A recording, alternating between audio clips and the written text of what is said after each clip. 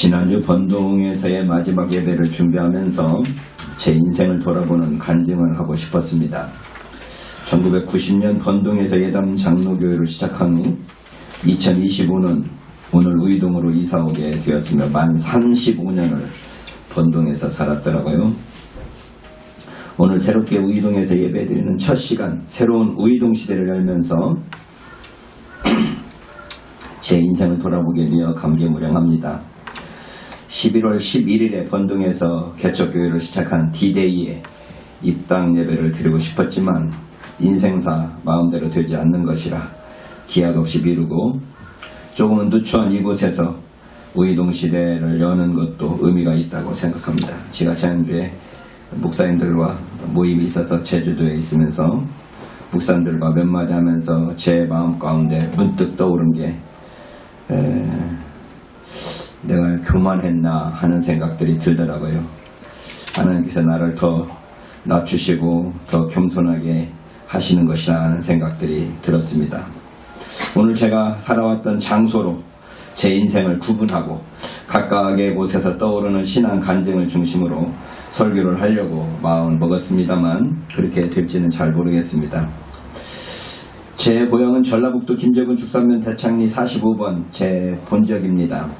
지금은 김제시가 되어 있고 전주시와 통합을 추진한다고 해서 제가 좀 분개하고 있습니다. 전주시가 통합하면 전주시 김제구 이렇게 될 텐데 김제는 김제로 남아있기를 바라는 마음이 있죠. 제가 인상 깊게 봤던 영화 중에서 암살인가 영화에서 맨 마지막 장면에서 누가 그러나요? 이정재던가요? 나 밀양 사람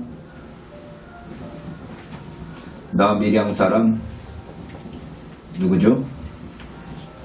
그 독립운동 최고 열심히 때 이름을 잊어버렸어. 나 밀양 사람 누구이다? 김원봉이다. 나 밀양 사람 김원봉이다 그러는데 내가 앞으로 나 김제 사람 홍찬혁이다 이랬으면 좋겠다 하는 생각을 한 적이 있습니다. 그런데 전주시하고 통합해버리면 참 어쨌든 1961년도에 제가 김제에서 태어나서 1969년에 김제읍내로 이사했습니다. 그래서 초등학교 2학년 때부터 김제읍에서 김제초등학교를 다녔습니다. 제 고향이 대창리인데 번들이라고도 불렸거든요. 번들이가 왜 번들일까 지금도 제가 잘 모르겠어요. 우리 형님이랑 있으면 제가 물어볼 뻔했는데 번들이라고 불리던 촌에서 어린 시절 9년을 보낸 거지요.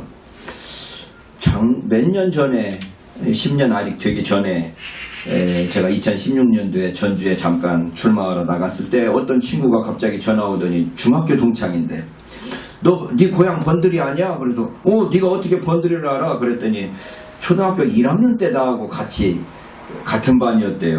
그러면서 야 나는 네 기억 하나도 안 나는데 그랬더니 지는 초등학교 1학년 때 받아쓰기 시험을 봤는데 자기는 몇 점 맞았는데 니는 100점 맞아갖고 내가 굉장히 자존심 상했다고 뭐 그래서 그런 걸 뭘 기억하냐 했던 기억이 납니다. 그래서 제가 초등학교 1학년 때까지 이 죽산면 대창리 번들이에서 살았는데 그때 기억은 별로 없습니다. 9살 때까지니까 별로 기억이 없겠죠. 다만 기억나는 건 제가 자주 하는 이야기지만 아버지께서 시골에서 저 읍내에 가서 술 거나하게 드시고 들어오시면서 한밤중에 애들 다 깨워가지고 홍씨 집안 쫙 세워놓고 저희가 밑에서부터 올라가면 자역이, 경역이, 찬역이, 승역이 그 다음에 기역이, 광역이, 영역이, 세역이, 삼역이, 주역이 막 이렇게 다 협자거든요. 쫙 세워놓고 노래 부르라고 그러면 제가 불렀던 노래가 형님들이랑 같이 불렀던 노래가 이 노래라고 그러지 않습니까? 주 안에 있는 나에게 주 안에 있는 나에게 이 찬송 불렀던 기억만 전라북도 김제군 죽산면 대창리 45번째 하면 이 찬송 생각나는 것 같습니다. 초등학교 1학년을 마치고 김제 읍내로 나왔으니까 읍내로 나온 애가 1969년일 텐데 이제 이 설교 준비하려고 69년도부터 김제 읍내에 있었던 시간들의 사건들을 막 기억해 보니까 이것저것 생각나는 것들이 많이 있더라고요. 초등학교 때니까 한 10가지 써놨다가 이런 것들은 이야기할 필요 없겠다. 나중에 자서전 쓸 때나 이야기하자 생각을 했습니다. 초등학교 6학년 때 같이 공부하던 친구들이 다 전주로 전학가, 공부 잘한다고 하는 놈들은. 그래서 아빠 나도 전주로 전학 가고 싶습니다 라고 말씀드렸더니 우리 아버지가 그때부터 막 믿는 힘을 다하더니 중학교 아니고 6학년 2학기 때 전주 초등학교로, 전주 신흥초등학교로 전학했습니다. 아버지께서 전주 신흥고등학교 제1기 졸업생, 그러니까 해방 후 1기 졸업생이고, 그 해방 후 1기 졸업식 할 때 자기 담임 선생님이 장평화 선생님이셨는데, 그때 그 신흥 초중고등학교 세계 전체 교장 선생님이 그 장평화 교장 선생님이라서 아버지가 그 교장 선생님 만나서 단도직입적으로 말해가지고 제가 초등학교 6학년 2학기 때, 그거 굉장히 전학하기 어려울 때 전학을 했습니다. 그때 막 중학교 입시가 사라져가지고 뺑뺑이 돌린다고 그러죠. 뺑뺑이 돌리기 시작했을 때였기 때문에 이게 전학하기가, 특별히 6학년 때 전학해가기가 힘들었는데 아버지 덕택에 전주 신흥중학교에, 신흥초등학교에 들어왔고, 뺑뺑이를 돌렸더니 신흥중학교에 갔고, 신흥중학교에서 고등학교를 시험 봤습니다. 근데 전주고등학교 떨어졌죠. 만약에 제가 지금 그때 전주고등학교를 들어갔으면 목사가 안 됐을 거라고 100% 확신합니다. 전주고등학교에 들어갔으면 아마 목사 될 생각들을 전혀 하지 않았을 텐데, 전주고등학교 떨어지고 미션 스쿨인 신흥고등학교로 가면서 신흥초등학교, 신흥중학교, 신흥고등학교 다 교과가 똑같았습니다. 그러니까 똑같은 교과 부르면서 학교를 다니게 되면서 고등학교 1학년 때 하나님께서 나보러 신학교 가라고 그러는가 보구나 라는 생각이 들었죠. 저는 어렸을 때부터 부모님 또는 외갓집 외삼촌들로부터 자녀기는 신학교 해야지 하는 이야기를 어렸을 때부터 듣고 컸는데, 제 마음으로는 한편으로는 야, 하나님이 어디 계셔? 어렸을 때 마음에 하나님이 어디 계셔? 하나님이 인간을 만든 게 아니라 인간이 하나님 만들어 놓고 있다 하면 있는 거고 없다 하면 없는 거지, 뭐 이런 이야기를 제가 중학교 1학년 때 삼촌한테 했던 기억이 납니다. 중학교 1학년 때 그런 이야기 했으면 상당히 깨인 거예요. 생각해보니까 그냥 누구한테 들었던 말을 잘난 체하고 했던 것 같은데, 어쨌든 고등학교를 떨어지고 난 뒤에 고등학교 1학년을 신흥고등학교 갔을 때 나 신학을 해야 되는가 보구나 라는 생각을 하고 있을 때 1학년 때 담임 선생님이 이 진로 상담하면서 찬혁이는 신학교 가야지 하는 순간, 담임 선생님이 나보러 신학교 가라고 그러는데 가야지 하는 마음도 있었고, 그때 이미 제 마음 가운데 신학하겠다는 생각이 있어서 그때 이후로 신학 공부를 해야 되겠구나 라는 생각을 했었던 것 같습니다. 그런데 이제 고등학교 2학년 2학기 때 제 성적표 제가 지금도 가지고 있는데 64명 중에 59등이었습니다. 64명 중에 64땡 59라고 되어 있는 성적표를 제가 지금도 가지고 있어요. 64명 중에 59등이니까 대학 가는 생각들을 제가 해본 적이 없었는데, 여기 있다가는 대학은커녕 아무데도 못하겠구나 라는 생각이 들어서 그때 또 아버지한테 가서 아버지 저 서울로 전학 가고 싶습니다 이랬더니, 또 우리 아버지가 또 정신없이 막 이리저리 막 돌아다니시면서 쌀가마 들고 다니면서 교육감 찾아다니고 막 이러더니 또 서울로 3학년 때, 그 당시 서울로 고등학교 3학년 때 서울로 전학 오는 건 거의 불가능했는데, 우리 아버지가 있는 돈 없는 돈 다 써가지고 어쨌든 제가 서울로 고등학교 3학년 때 1979년 2월 마지막 주에 제가 서울로 올라왔습니다. 그때 아버지는 이미 78년도에 서울로 이사 와가지고 서울에 살고 계셨는데, 그때 이제 올라왔던 이야기도 아주 파란만장하죠.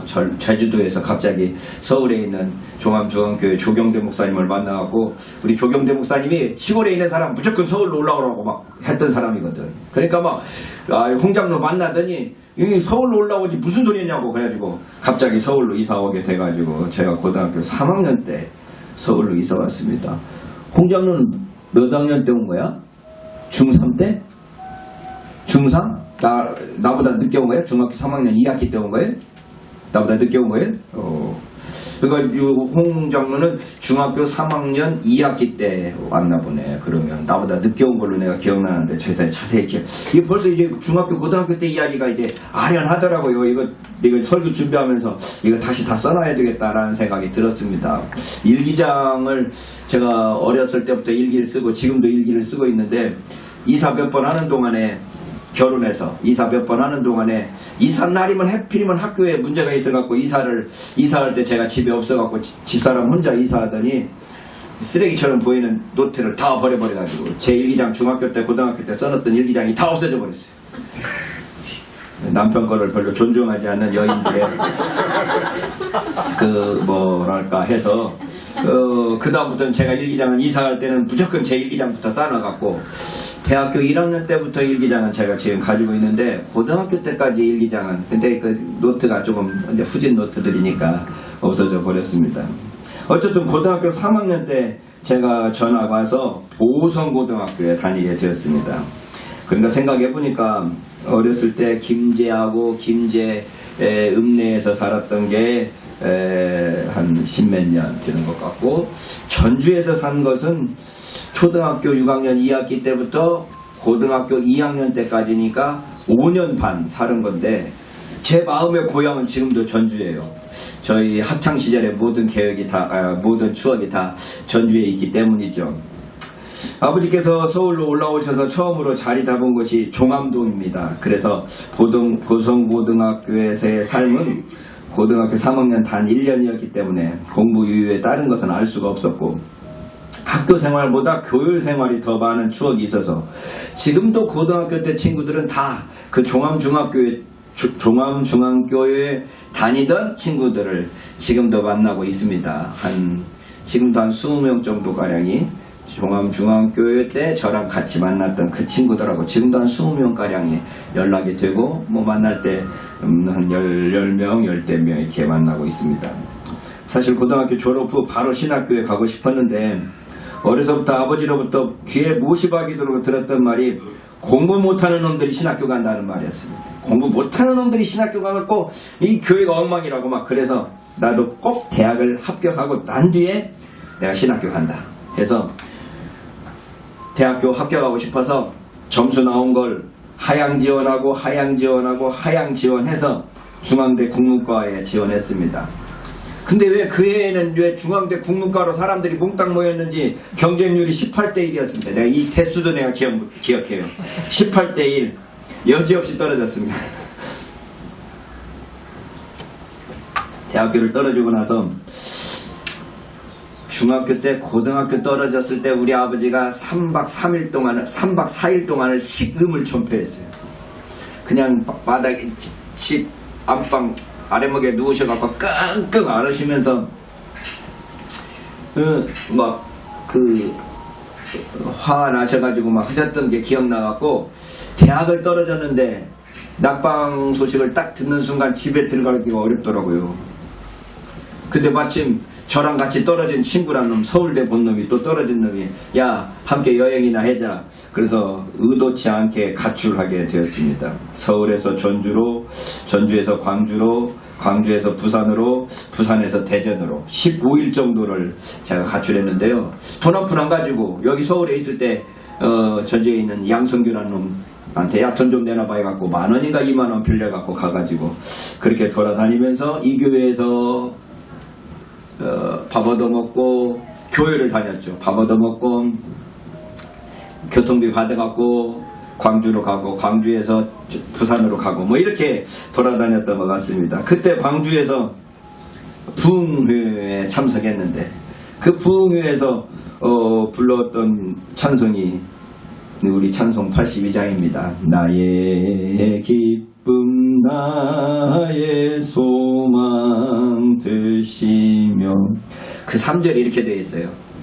길도 없이 거친 넓은 들에서 갈 길 못 찾아 애쓰며 이리 다리로 헤매는 내 모양 저 원수 조롱하도다.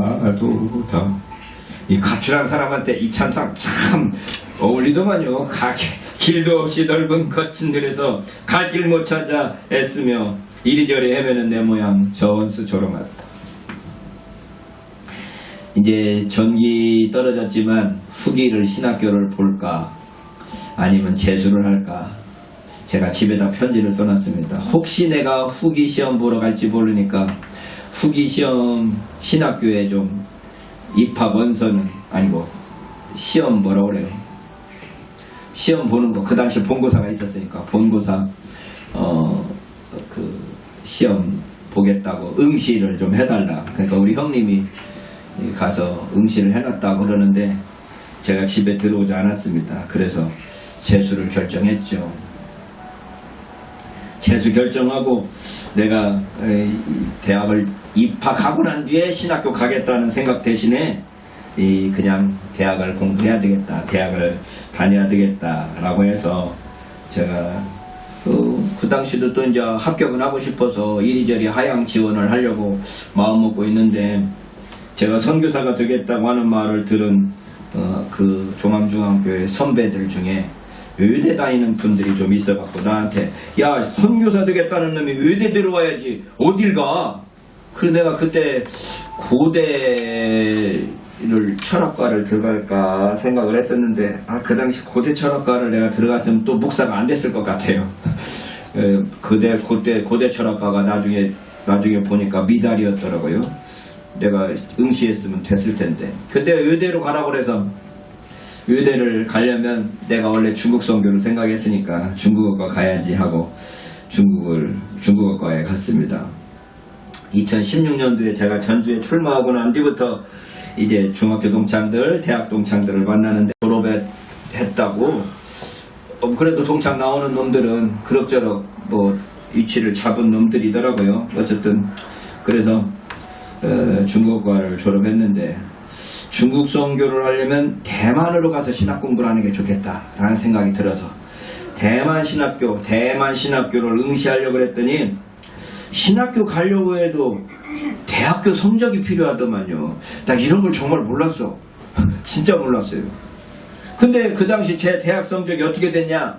나는 신학교 할 생각이었기 때문에 뭐 대학 다니면 되지 하고서는 대학교 성적이 진짜 형편없어서 2.5 이하 평점 2.5 이하면 졸업이 안 된대요. 전체 4학년 평점이.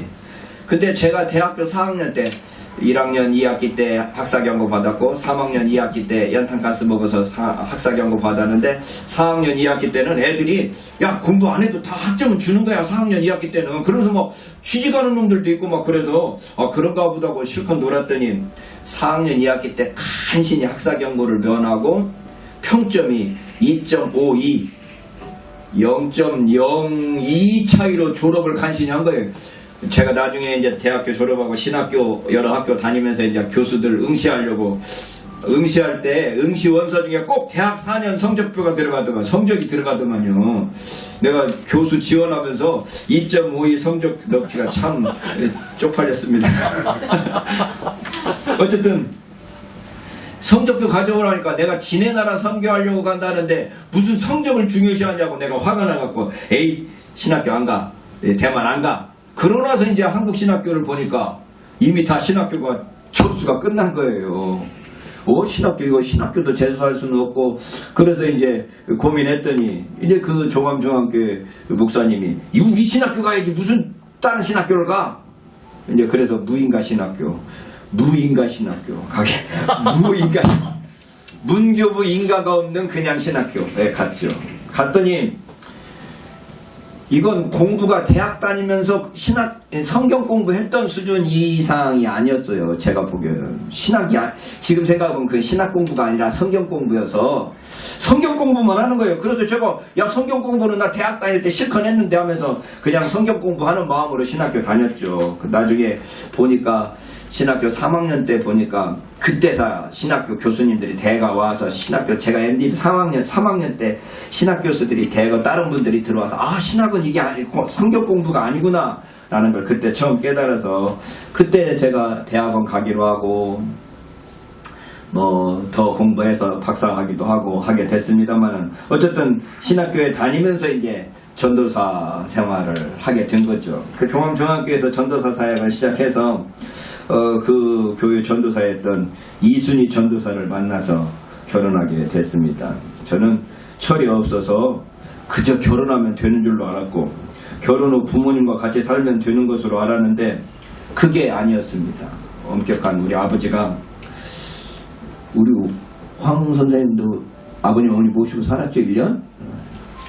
우리 집사람하고 1년 아버지 어머니 모시고 사는데 집사람이 아기를 가졌는데 식사하겠다고 이렇게 밥상을 들고 가기가 뭐해서 제가 이제 밥상을 들고 엄마 아버지 갖다 드렸더니 우리 아버지가 노발대발하면서 어디서 그런 버르장머리를 거렸냐고 남자가 밥상머리를 들고 온다고 난리쳐서 제가 다시 밖으로 나와갖고 우리 집사람이 밥상머리 들고 가는 순간 속이 상했는지 애가 유산되고 뭐 그것 때문에 유산 당했겠어요. 하여튼 첫 애가 어쨌든 그래서 유산되어 버렸습니다. 그 부모님과 1년을 함께 살다가 분가하기로 했죠. 제가 다니던 종암중앙교회는 기도를 강조하는 교회에서 예배 후에 찬송을 부른 후에 꼭 통성기도하고 헤어졌습니다. 제가 그래서 우리 교회는 별로 기도를 안 해요. 내가 통성기도가 싫어서. 그때 이제 예배 끝나고 축도 끝나면 한번 부르던 찬송이 세상에서 방황할 때였습니다. 세상에서 방황할 때 나 주님을 몰랐네. 그래서 제가 이제 옆에서 전사님들 쫙 앉아있는데 그 노래 부를 때 제가 그 목사님 별로 좋아하지는 않을 때라 전도사가 되는 순간 그 목사님 별로 안 좋아하더라고. 나는 이 노래가 은혜가 안 돼. 그랬더니 옆에 듣던 전도사님이 아니 무슨 말씀이에요? 그러길래 나는 세상에서 방황해 본 적이 없어요. 방황을 해도 예수 안에서 방황했지. 그랬더니 그 말을 듣고 그 전도사님이 제게 반했나 봐요. 그게 이순희 전도사입니다. 세상에서 방황한 적이 없다니까. 세상에서 방황한 적이 없다니까. 이 친구 믿으면 되는가 보다 했는데 능력이 없어갖고 참 그렇습니다.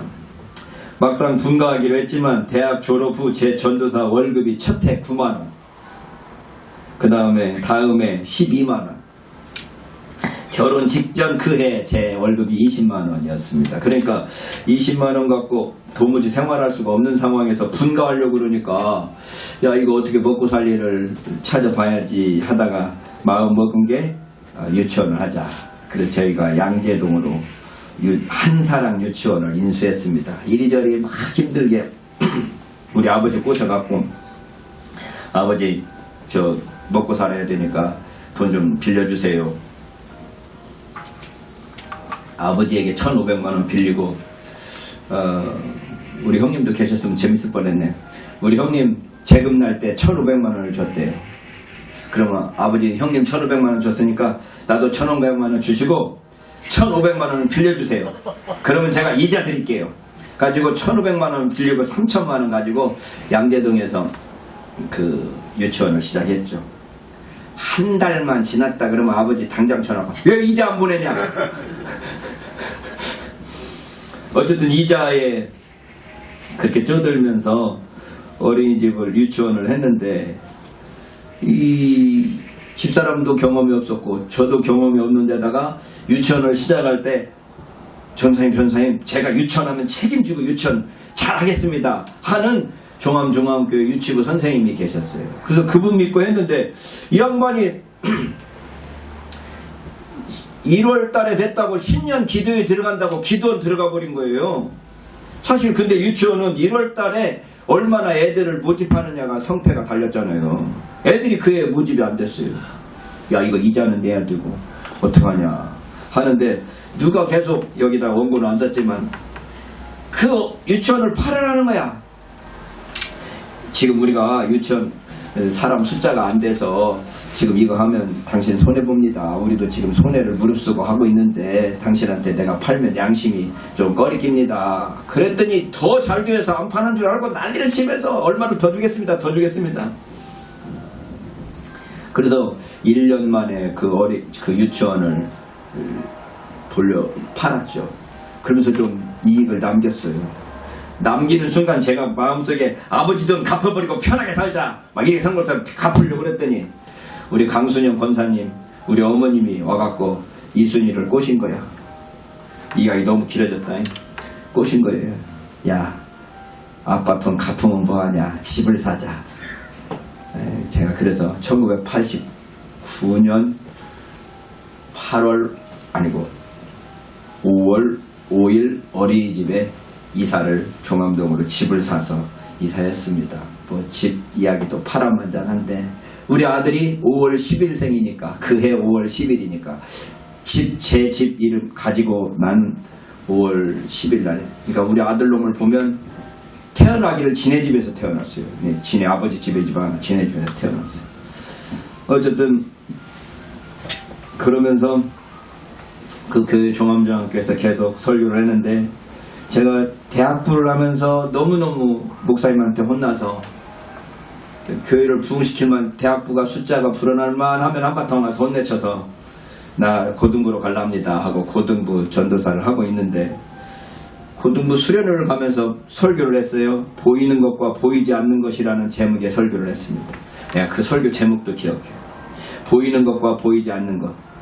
여러분 지금 보이는 여기 어르신들은 보이는 신자지만 보이지 않는 미래의 신자들을 위해서 투자해야 됩니다. 교육부에 투자해야 됩니다. 이 수련회 가는 이 고등부 애들 투자해 줘야 됩니다. 제가 그러면서 보이는 현 모습보다 보이지 않는 미래의 세대에서 투자해야 됩니다. 이런 설교를 했더니 제가 설교 25분 했는데 담임 목사님이 올라가서 15분 동안 홍 목사 위에서 기도합시다. 교회 비판하는 설교하면 안 됩니다. 그런 설교하지 마. 이렇게 하면서 혼내쳐서 이 교회에 더 이상 있을 수 없겠구나 해서 마음 먹고 1990년도인데 개척을 했습니다. 그게 1990년 11월 11일이네요. 그래서 제가 사실 이 금년 내일 다음 11월 11일 11시에 이 땅 예배를 드리고 싶었는데 안 됐어요. 아무튼 번동에 이사와서 예담교회를 개척했습니다. 개척교회 하면서 제 책에 이 나라 그 나라에 써있는 이야기지만 우리 목사 동기들이 홍 목사 젊어서 어려서 제가 나이 30살 때인데 30살 때 개척했으니 얼마나 힘들어. 그래서 제가 입버릇처럼 했던 말이 나 개척교회 하나도 안 힘들어. 재밌잖아. 다른 사람 눈치 안 보고 내 맘대로 설교하고. 그런데 먹고 살기가 힘들다. 먹고 살기 힘든 걸 왜 개척교회가 힘들다고 그러냐. 내가 뭐 그랬던 생각이 납니다. 그때 자주 불렀던 찬양이 83장이죠. 나의 맘에 수심 구름 가득하게 덮이고 슬픔은 어쩔없이 흐를 때 이 찬송 부르면서 참 많이 은혜 받았던 기억이 납니다. 교회에서 사례금 받지 않으려고 하는 제 방침에 의해서 신학기호에 보따리 장사를 하면서 생계를 이어가기는 어려웠지만 그래도 그렇게 버티면서 이게 어린이집을 해보자 해서 우리 집사람을 꼬셨습니다. 그래서 1992년 10월 10일 날 어린이집을 시작하게 됐죠. 근데 정부에서 어린이집 지으면 보조를 해준다고 그래서 9억을 준대. 야, 무조건 그 9억 받아야지 하고 막 신청했습니다. 그랬더니 담보를 내놓으래. 세상에 내가 담보가 어딨어. 담보 있으면 내가 그 담보로 하지. 내가 무슨 놈의 담보가 있어. 그래도 이리저리 해서 제가 이제 지금도 고맙게 생각하는 게 우리 처형 남편 여러분 아시죠? 부산 민사장님이 집이 있는데 그 집 담보를 주시겠다고 그래서 그 집 담보를 갖다가 집을 짓기 시작했죠. 근데 3층 올라갔을 때 IMF가 터졌습니다. 그 IMF 때 그 건물 지을 때 IMF 터질 때 지난번에 제가 얼핏 이야기했던 것 같지만 아버지 대장암 수술, 어머니 교통사고 한 달 이상 온수상태, 큰형 권고사직, 제 자동차 사고 뺑소니 이런 등등이 막 몰려들어서 고군분투하는데 교인들 중 아무도 관심을 보여주는 것 같지가 않았습니다. 그때 제가 뭐 문득 부르던 찬송이 이 363장이었죠. 내 모든 시험 무거운 짐을 주 예수 앞에 하리는 근심에 쌓인 날 돌아보사 내 근심 모두 맡으시네. 무거운 짐을 나 홀로 지고 견디다 못해 쓰러질 때 불쌍히 여겨 구원해 주리 주 예수시니 오직 예수. 아무도 없는 것 같았어요. 날 도와주는 사람이 그 당시 교인들이 70명 넘게 100명 가까이 모였는데 주일학교만 해도 100명이 넘게 모였는데 어른 예배는 한 7, 80명 모였을 텐데 아무도 나를 도와주지 않는 것 같아서 무거운 짐을 나 홀로 지고 견디다 못해 쓰러질 때. 그 찬송이 제가 아마 1997년도 하면 생각나는 찬송일 것 같습니다. 그러니까 제 인생을 보니까 번동에서 35년 살았으니까 김제군 tuk삼면 대창리에서 9년, 김제읍에서 4년 반, 전주시에서 5년 반, 종암동에서 약 12년, 양재동 1년 포함해서 그러고 나서 번동에서 36년 살았으니까 이 설교 생각해보니 이 설교 준비하면서 생각해보니까 일제 36년이라고 그러잖아요. 제가 번동 36년 살은 것 같아요. 이 파란만장한 건물이 2025년 6월 7일날 무아주택 건축을 위해서 철거되는 부서지는 장면을 제가 아파트 12층 옥상에서 내려다 봤습니다. 천년만년은 아니더라도 데이케어 센터로 리모델링하면서 한 4억, 5억 들이면서 인테리어 할 때 그 인테리어 담당하시던 목사님이 제게 한 말이 생각났습니다. 목사님 평생에 이제 다시 이렇게 리모델링할 일 있겠어요? 제가 최선을 다해서 잘 꾸며보겠습니다. 그런 예상과 전혀 다르게 그 집 인테리어 한 지 3, 4년 만에 그 집이 무너지는 것을 보면서 야, 인생 계획대로 안 되는구나 이런 생각을 했죠. 이제 모아주택 건축을 위해서 집을 팔고 새로운 장소를 모색하면서 작지만 교인들 별로 안 되지만 그래도 좀 멋있는 교회 좀 짓고 싶었습니다. 작지만 큰 교회라는 제목의 교회가 있대요. 작지만 큰 교회. 근데 간판에서 기역자가 띄어져 버려가지고 기역자 띄어진 줄 모르고 한참 웃었다고 그러는데 어쨌든 이 작지만 큰 교회를 세우고 싶었는데 제가 그 이야기를 했더니 아들하고 저희 집사람이 듣더니 언제까지 목회할 건데 언제 은퇴할 건데 뭐 그래서 제 나이를 다시 생각해 봤습니다. 저희 선친 내가 이 설교 주면서 아버지 하니까 아버지를 선친이라고 하는 말이 생각나서 돌아가신 아버지를 선친이라고 그러면 돌아가신 어머니를 뭐라고 그럴까 찾아봤더니 돌아가신 어머니는 선비라고 그러더라고요. 돌아가신 어머니 비자를 쓰더라고. 저기 한자 나와 있어요. 어쨌든 선비를 쓰더래요. 근데 우리 어머님 선비 환갑 때 성지순례 가셨는데 우리 아버지가 신해산을 못 올라가고 그냥 내려오셨다 그러면서 야, 나 다리 정정할 때 여행 다녀야 된다 그러시던 생각이 났는데 그때 나이가 우리 아버지가 만 65세였다고. 우리 아버지 65세 때 신해산을 못 올라가셨는데 제 나이가 65세더라고요. 언제까지 목회할 건데 할 때 내가 벌써 은퇴 또는 걷는 것을 고민해야 될 나이가 되었구나 할 때 오늘 말씀이 생각났습니다. 시편 71편 14절부터의 말씀입니다. 제가 어렸을 때 이 말씀을 이 제주에 있는 그 양성규라는 친구가 고등학교 3학년 때 야, 이 말씀 우리 같이 외우자 해서 저희 다락방에서 열심히 외웠던 말씀입니다. 71편 14절인데 나는 항상 소망을 품고 주를 더욱더욱 찬송하리이다. 여기서 더욱더욱이라는 말이 반복됩니다. 더욱더욱 찬송하리이다. 어려서부터 이렇게 강조했습니다. 더욱더욱 찬송하리이다. 은퇴할 나이가 되어서도 저는 더욱더욱 주님을 찬송할 것입니다. 이어지는 15절에서 시인은 내가 측량할 수 없는 주의 의와 구원을 내 입으로 종일 전하리이다 라고 노래합니다. 그렇습니다. 저도 주님의 의와 구원을 종일 전하겠습니다. 어디서든지 전하겠습니다. 그리고 16절에서 노래하는 것처럼 내가 주 여호와의 능하신 행적을 가지고 오겠사오며 주의 의 곧 주의 의만 진술하겠나이다. 시인의 고백이 곧 나의 고백처럼 느껴집니다.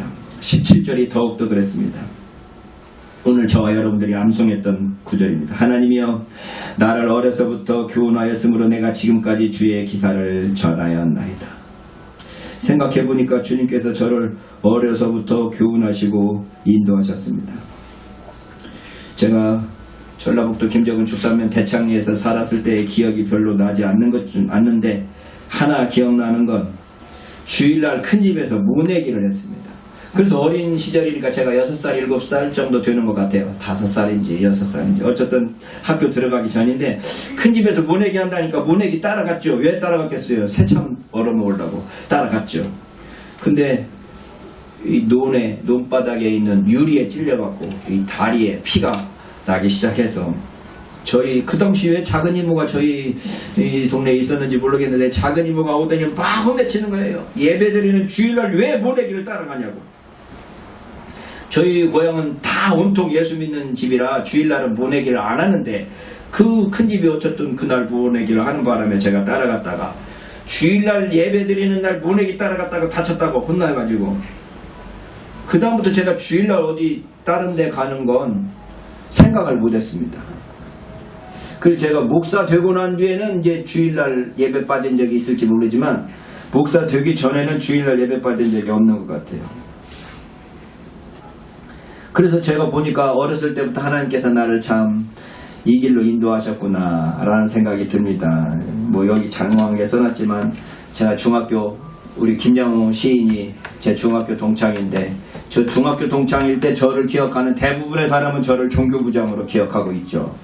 1500명 앞에 놓고 제가 사회를 중학교 3학년짜리가 1500명 앞에서 사회 보고 또 찬송 인도하고 중학교 3학년 때 그래서 지금도 제가 여러 사람 앞에 쓸 때는 별로 두려움이 없어요. 지금도 막 주저리 이야기하잖아요. 여기 몇천 명 모였어도 제가 마이크 잡고 이야기하는 데는 별 떨리지 않습니다. 종암중학교에서 처음으로 대예배 설교를 저녁 예배 때 했는데 하나도 안 떨고 했더니 사람들이 어떻게 첫 설교하는데 그렇게 안 떨고 하냐고. 그래서 나는 대중 앞에 쓰는 건 별로 안 떨린다고. 그랬더니 요즘에 탤런트들이 다 그러더만요. 김재동, 유재석 이런 애들이 마이크 잡으면 저는 안 떨리는데 1대1로 만나서 교제하면 좀 쑥스럽대. 나도 사실 그 애들하고 비슷합니다. MBTI가 INTP예요. INTP. I, 내성적이라는 말이잖아요. 내가 내성적이라고 그러면 사람들이 다 놀래. 어떻게 목사님이, 어떻게 교수님이 내성적입니까? 어쨌든 어렸을 때부터 하나님께서 나를 인도하셨다. 내가 하나님이여 나를 어려서부터 교훈하셨으므로 내가 지금까지 주의 기사를 전하였나이다. 그런데 18절에 보면 내가 늙어 백수가 될 때에도 라는 말씀을 저는 어렸을 때 외울 때 제가 새치가 많았기 때문에 새치가 많은 백수가 하얀 수염이라는 이야기지만 하얀 머리 근데 눈 깜짝할 새에 제가 이미 백수가 되어 있었습니다. 언제 은퇴할 건데 언제까지 목회할 건데 라는 아들과 아내의 질문 속에서 백수가 되어 있는 것을 실감합니다. 그래서 다시 18절 시인의 기도를 제 기도로 삼아 기도하게 되는 거죠. 하나님이여 내가 늙어 백수가 될 때에도 나를 버리지 마시며 내가 주의 힘을 후대에 전하고 주의 능을 장래 모든 사람에게 전하기까지 나를 버리지 마소서. 제가 크게 제 인생에서 위기라고 생각한 적이 별로 없습니다. 낙천적인 제 성격 때문에도 그런 것 같아요. IMF 때도 뭐 그러는가 보다 하고 지나갔지 그렇게 그걸 위기라고 생각하지 않았습니다. 제가 개인적으로 아세아연합신학대학교의 교수직을 잃었을 때에도 가장 어려운 때였다고 생각하는데 제가 그 당시 우울증이라고 말해도 아무도 믿지 않더라고요. 요즘에 제가 집사람한테 뭐라고 그랬더니 집사람이 하는 말이 당신 학교 그만둘 때부터 죽고 싶다고 그랬어. 아, 내가 죽고 싶다는 말을 너무 자주 했구나 라는 생각이 듭니다. 지금 다시금 제 개인적 인생에서 위기의 때라고 생각할 때 제 존재감을 다 상실한 기분이라고 생각할 때 그리고 더 이상 할 일도 없는 것 같다고 생각할 때 아내 옆에서 항상 죽고 싶다고 말하는 사람에게 무엇은 더 큰 위기가 있느냐고 핀잔을 할 때 그러나 생각해보니 정말 위기라는 생각이 듭니다. 제가 더 살아야 하는 의미가 무엇일까요?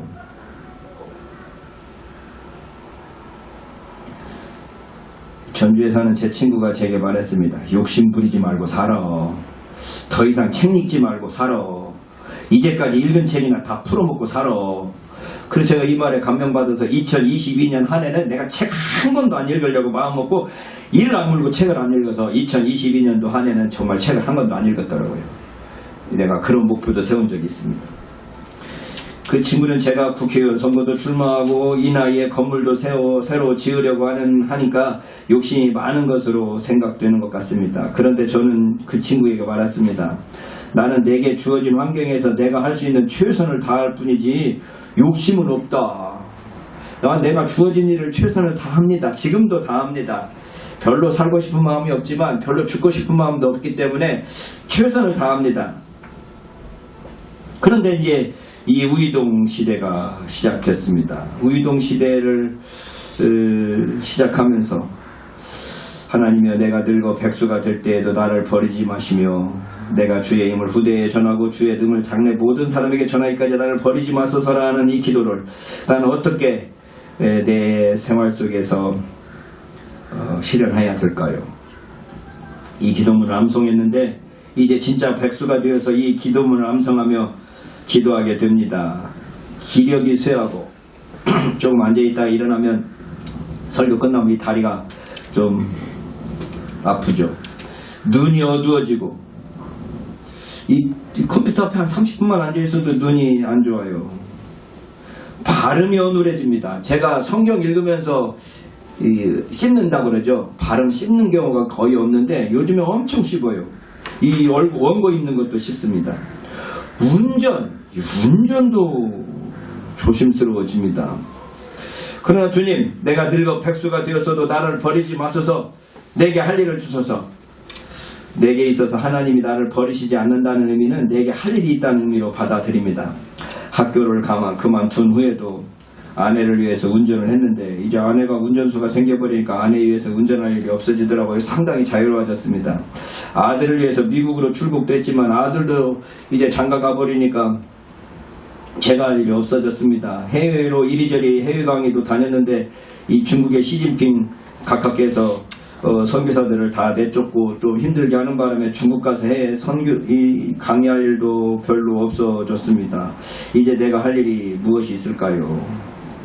주여 아직 나를 버리지 마옵소서. 새로운 우이동 시대를 열어주옵소서 라고 기도하게 됩니다. 내가 주의 힘을 후대에 전하고 주의 능을 장래 모든 사람에게 전하기까지 나를 버리지 마소서. 시인의 기도를 구체적으로 내 할 일로 열거하게 됩니다. 내가 무엇을 해야 될까요? 기록해 놓은 거 있으십니까? 제가 버킷리스트 어렸을 때 하나 기록해 놓은 것 중에 하나가 헬라어 성경, 히브리 성경을 내가 직접 번역하고 싶다 했습니다. 제가 헬라어를 신학교에서 가르쳤던 사람인데 그래서 그런 생각을 못하다가 IMF가 아니라 뭐죠? 이 코로나 때 내가 헬라어 성경을 안 읽었네 해서 헬라어 성경을 읽기 시작해서 지금 비대면 예배 9시 때 하고 있는 마가복음 끝나면 요한복음하고 요한계시록 끝나면 이제 여기서도 요한일서 끝내면 거의 헬라어가 한번 읽어지는 것 같습니다. 그러면 이제 좀 헬라어 번역을 좀 해볼까. 헬라어 성경을 와유당역 헬라 신약 성경 뭐 이렇게 하는 마음이 제 버킷리스트에 있습니다.